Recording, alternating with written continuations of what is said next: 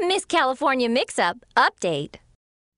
I am elated. I am so proud, just so happy. Well, not anymore. After 11 days, Christina Silva's reign as Miss California is officially over. She was nowhere to be seen at a press conference in Beverly Hills, where a nervous Raquel Beasley took the crown. This has been very hard for the both of us. We both have been wrongfully crowned, basically, and robbed. And I just want to tell her, I'm sorry. Vote count errors were the reason pageant officials dethroned Silva. I don't fault Miss Silva. I don't in any way harbor any bad feelings.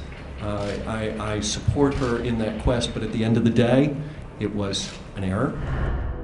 But this has-been beauty queen isn't buying the number mix-up. Silva's hired a lawyer, and she's making the talk show rounds, saying she'll never compete in pageants again. As for the new Miss California, Raquel Beasley finds her crowning moment bittersweet. I didn't get that moment on stage, but I got it here to know that I won't get that ever again. It hurts, but again, I got it here today, so I couldn't have asked for it in either way.